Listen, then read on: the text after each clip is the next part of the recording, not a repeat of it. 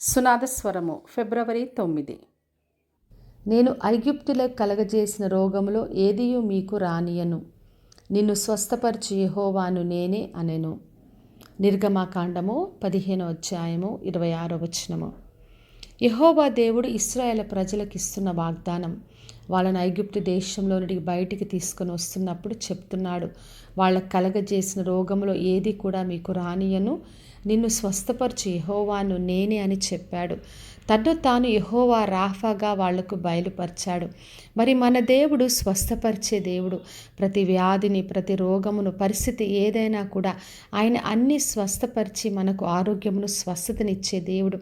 అందుకే మనకి ఈ రోజున బయలుపరుస్తున్నాడు. ఏ పరిస్థితి అయినా, ఏ బలహీనత అయినా నేను స్వస్థపరుస్తానని చెప్తున్నాడు.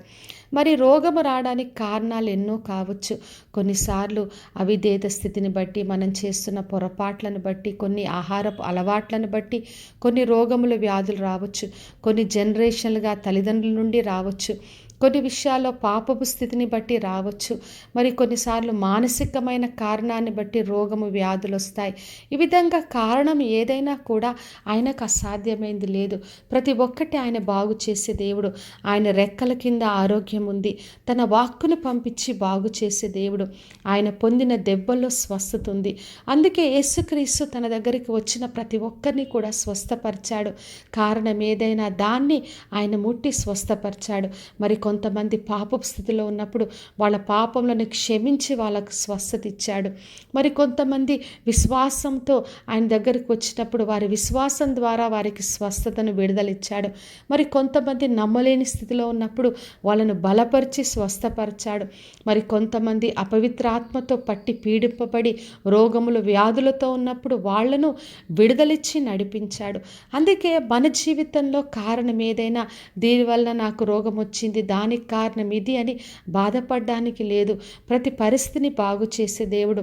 మరి మానసికంగా, శారీరకంగా, ఆత్మీయ స్థితిలో ఏ పరిస్థితి అయినా కూడా ఆయనకు అసాధ్యమైంది లేదు.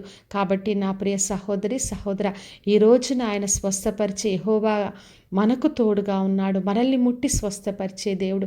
కాబట్టి ఏ పరిస్థితి అయినా విశ్వాసంతో ఆయన్ని ఆశ్రయించి ఆయన నుంచి విడుదల పొందుకుందాం. ప్రార్థన చేసుకుందాం. పరలోకమందున మా తండ్రి, మా దేవ, ఈరోజు ఇచ్చిన వాగ్దానం కొరకే వందనాలు.